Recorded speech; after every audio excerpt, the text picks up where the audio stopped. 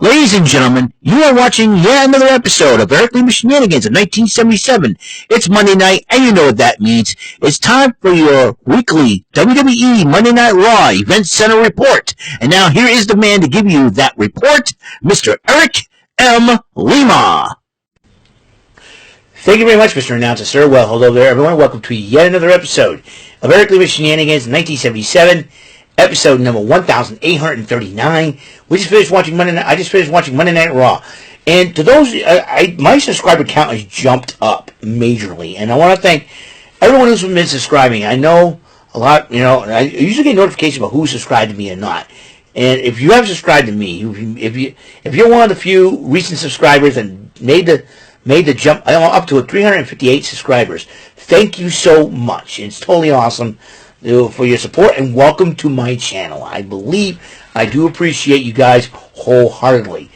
I'm glad you guys like my stuff, and someone has given me an idea about a new segment for my show. Once again, I made up a lot of segments for my show, and this is one of the segments, Monday Night Raw Event Center.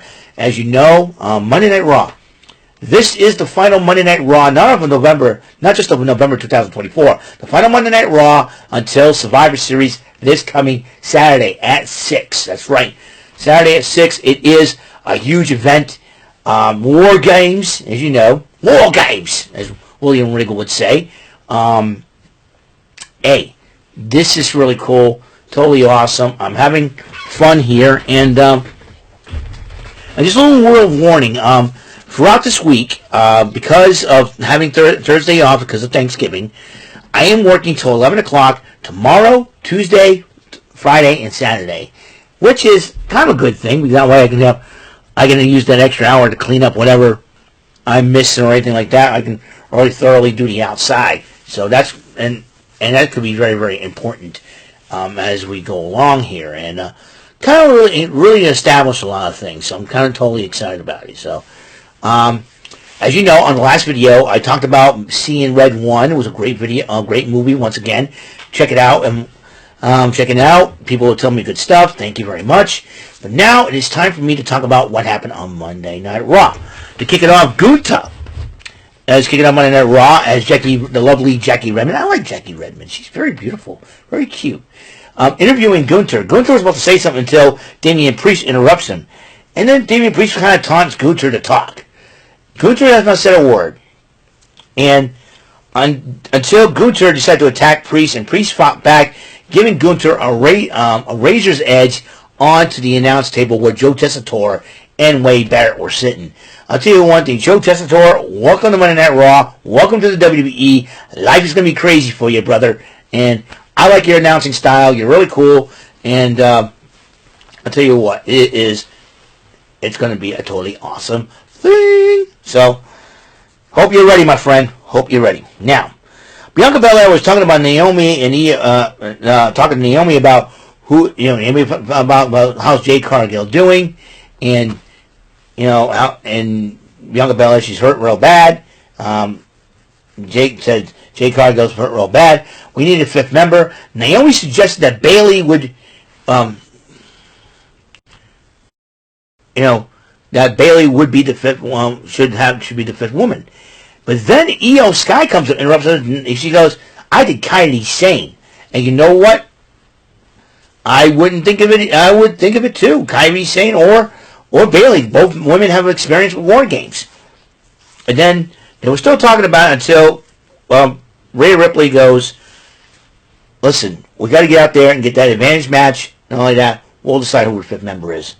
So, first matchup on the event, the Tornado Tag Match, representing the LWO, Rey Mysterio and Dragon Lee, to take on, representing American Made, the Creed brothers, Brutus and Austin. What is up with Brutus entering the ring like he's a gorilla? Come on, what's next? Are you going to throw barrels at an Italian plumber, and you kidnap a beautiful lady and going down? Come on, Brutus, be a human being, man. We know you're strong, you know you're tough, but you don't have to enter a ring like a gorilla. Come on, man. There's only one gorilla in the WWE, and God rest his soul, it's Gorilla Monsoon. So you better, stop being like Donkey Kong all of a sudden. Okay, Brutus Creed? Come on, big guy. I know you're big. I know you're strong and athletic. You know, just you're trying to do that to intimidate your opponent, dude. Don't do that. No, don't do that. That's all I'm going to say on that matter. Don't do that. And the tornado tag match, that means no tags have to be made. Everybody fights. And the Creed brothers won in the end when Julius Creed decided to twist Rey Mysterio's mask where he can't see. So that's kind of a good strategy. Don't take off the mask, but twist it. You can't take off the mask if you respect the luchador tradition. Just twist it around. And that's what they did. And Chad Gable and them were standing on the announce table, and Joe Tessitore did not like that. I would have said, whoop.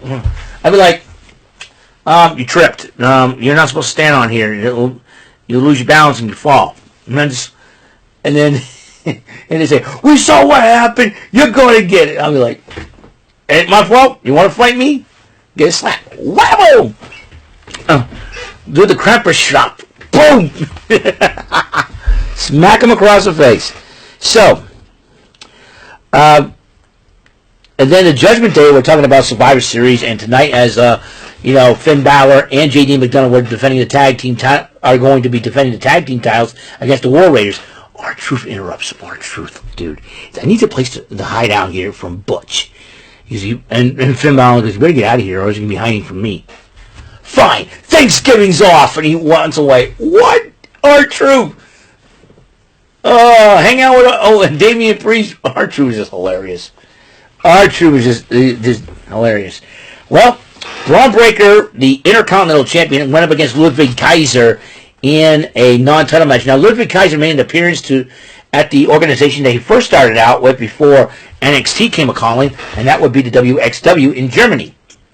And he's pretty popular up there in Hamburg. So, but then,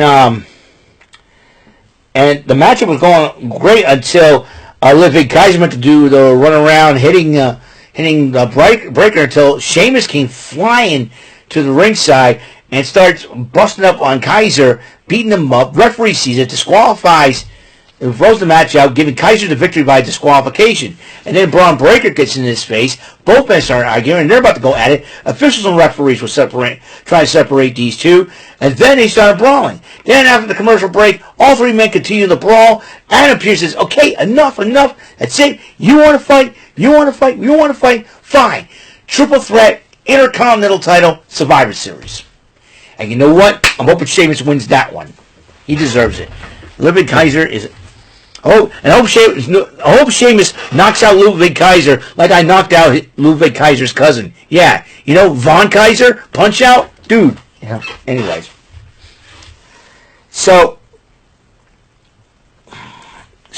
Kevin Kelly interviewed Sami Zayn and Usos. They said they were really excited about the War Games. They like the fact that CM Punk is part of their team. The Wiseman is back, and then they were talking about this coming Friday as Jey Uso will go one-on-one with Samoan Werewolf. Jacob Fatu for the men's War Games advantage matchup. If I were Jey Uso, I'd be yeeting those silver bullets that he has to knock down the Silver Wolf. I'm talking about the 2 fists and the 2 feet. He better use those silver bullets, man. He'd be yeeting those silver bullets, man, to beat Jacob Fatu. World Tag Team titles on the line. Judgment Day, like I said, Finn Balor and JD McDonough versus the War Raiders. And during the match, Dominic Mysterio and Carlito get involved. Referee ejects Dominic Mysterio, but that distracted them long enough for the Judgment Day to retain the titles. Who's going to walk out the tag team? Who's going to try to knock off the Judgment Day? Now, the New Day talks about their 10th anniversary celebration. That's happening next week. They were really excited about it, so let's go out there and show them what the New Day is all about. But then in attendance, Vanessa Hudgens, the former popular Disney star, is a big WWE fan, acknowledges Roman Reigns, the tribal chief, the original tribal chief, and is what I think about the other tribal chief, Solo Sikoa. That's what I think about him. Anyways, so Vanessa Hudgens was in attendance tonight, and New Day went up against Alpha Academy. Now, a little miscommunication. Now, Kofi wanted to start the matchup, but I'm going to start the match. And then Kofi convinced him. He said, "Okay, fine. You start the match." Xavier Woods tags himself in. Then Otis beats him. And Otis knocks him down, sets him up for Akira's senton, and Alpha Academy wins the matchup. New Day arguing after the matchup. And then Kofi really got into Xavier's face. Xavier got into Kofi's face. And you know when we gave you the title, what happened to you? You pissed it all away in 6 seconds to Brock Lesnar. I'm like, oh, he brought that up. And then what about us giving you the King of the Ring? And what happened there too? So a lot of dissension going in, and that is not good for next week's 10th year celebration. Big E has to come back. He has to do something. Hey, no one's been able to knock out the Judgment Day, and if New Day keeps this up, their split could be one of the reasons why, But I'm going to blame Karrion Kross. If I were like a fan, if I were like a member of the New Day or something like that, and I see this going on, I would break into Karrion Kross's locker room, punch him in the face, and say, "Dude, this is your fault. You broke this team up. There's a 10th anniversary celebration next week, and you're to blame for this." I would have said, "You're to blame for this," and I would have challenged him to a matchup. And you know what I would have done too? I would have embarrassed him in front of his girl. That's right. I would have embarrassed him in front of Scarlett. Yeah, Karrion Kross, that's your fault. Speaking of Kross, I'll get to him. The Miz was talking to Final Testament, and he says, "Look, the Wyatts are here and all that." I said, "Okay, we're gonna go. We're gonna go. The four of us are gonna go. We're gonna deal with this. Scarlett, babe, stay back here. It's gonna get dangerous, right?" But as the door closes and Scarlett was trying to put on some lipstick, Nikki Cross was there, and then Cross, and then when they come back, the Miz and Final Testament were coming back, and Pete Dunne interrupts and says, "You seen Truth? No, beat him up on my behalf." As Miz said that, but then and then Cross, Miz knocked on the door. Said, "Knock." Miz knocked on the door, but then he said, "Babe." Cross goes, "Babe." And then he opens up the door, saw the locker room being turned over, and Scarlett going crazy, starts punching. "Calm down. Who did this? And she goes, "Nikki Cross." And it says in lipstick on the mirror, "Everyone has something to lose." Oh boy, the Wyatts play some mind games, and if I were Cross in the Final Testament, Karrion Kross has really done it this time, man. First he caused the New Day to break up basically, and now, because he started the whole thing, but now also he's gotten Miz and the Wyatts got himself into this, and the Miz and Final Testament got himself to this mess with the Wyatts. Mind games are afoot here, and believe me, it is not pretty. Well, Adam Pearce, as this other stuff. Now, we saw a couple weeks ago, Nick Aldis introduced the Women's United States Champion. Well, Adam Pearce, I said, it's your move. Finally, it happened, ladies and gentlemen. That's right. Adam Pearce has decided that next week, a tournament will start to crown the first ever Women's Intercontinental Championship. That's right. So that means a lady will have the honor, of wearing the Women's Intercontinental Championship. It's official. And China was the first woman to hold the Men's Intercontinental title. I have to acknowledge that. But this will be a Women's Intercontinental Championship. And I'm sure China is probably looking up and looking down and have a big smile on her face. That's right, China. This is for you. The Women's Intercontinental title. And I hope whoever the lady that wins it dedicates it to you. And that's what I'm hoping. And I'm sure that's part, to me, the Women's Intercontinental Championship should be part of China's legacy. That's my personal opinion on that. And I can't wait, though. Who I want as Women's Intercontinental Champion? Kairi Sane. I'd love to see Kairi Sane win that championship. But no, Zelina Vega's got a good cause for it. Dakota Kai, another one. Lyra Valkyrie, I'd like to see her wear it. But you know what, though? If I were Scarlett, I would start utilizing my wrestling skills more. That way, I think Scarlett, if she masters her wrestling skills, the only matter of time, she may end up winning the title. I don't know. I'm really excited about the Women's Intercontinental Championship. Totally excited. Well, Nia Jax was talking to her, War Games teammates, Liv Morgan, Raquel Rodriguez, Tiffany Stratton, Miss Money in the Bank, and Candice LeRae, the current WWE Speed Women's Champion. And Nia Jax goes, the War Games have already been won. I'm going to make sure it's going to be 5-on-3 afterwards.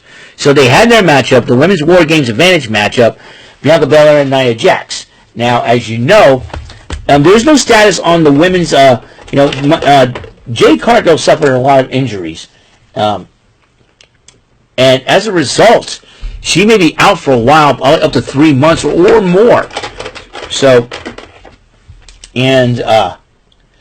but about the women's tag team titles, we don't know what the situation is going to bring in with those belts.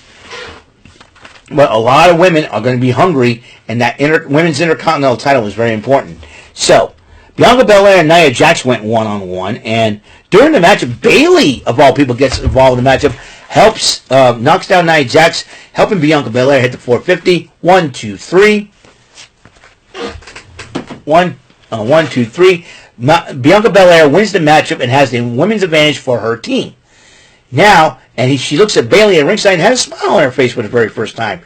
That means if Bianca Belair says, we want Bayley in, how does Io feel about that? So who knows what's going to happen there? Who knows for sure? So, personally, I think it's going to be an A-OK thing. Can't wait for Survivor Series. Okay, so that means that's all the time we have on this show. This episode 1839 of Eric Lima Shenanigans in 1977. Thank you to all my new subscribers out there. Whoever you are, thank you for...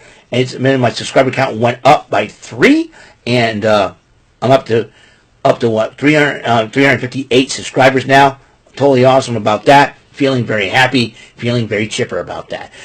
Tomorrow, there's going to be potential virtually purchased acquisitions. I'm supposed to have a package coming in from Best Buy. I wonder what it is. I can't put my finger on it, but I wonder what it is. Now, I can't put my finger on it. I just can't put my finger on it. It's one finger, not 2 fingers. I can't put my finger on it. No, okay. And but also I'll be working till 11 o'clock tomorrow at work. So as well, because of Thanksgiving, having Thanksgiving off, I'll be really excited about that. Also, Trebek Tuesday. That's right. Roll the dice. Roll the dice, my friends. Roll the dice. But then also, dude. Also, NXT tomorrow as their road to deadline continues on. Whew, a lot to talk about. Then Wednesday we get the fallout from Full Gear Fallout. Also for AEW on AEW Dynamite, Thanksgiving Eve. Not only that, Joker's Wild. Spin the wheel. Spin those wheels, beat the devil. Thursday, I'm going to try to wake up early. I'm going to try to wake up early tomorrow. Not tomorrow. I'm going to try to wake up early this Thursday to do get my pressure luck video out of the way, and hopefully a potential Shenanigans Arcade maybe making a return. Who knows for sure? A lot of things could happen. So that's it. That's all the time we have on the show. Thank you for tuning in, and until the next episode comes rolling around, Mr. Announcer, take us home. That is all for today's episode. This is your announcer speaking for Eric Lima Shenanigans of 1977. A Big Beefy E, do it for Bob Saget Productions, and in association with a Raven Bofa Telepictures and Distribution. Thank you for watching today's episode. Tune in next time for another episode of Eric Lima Shenanigans of 1977. Goodbye for now.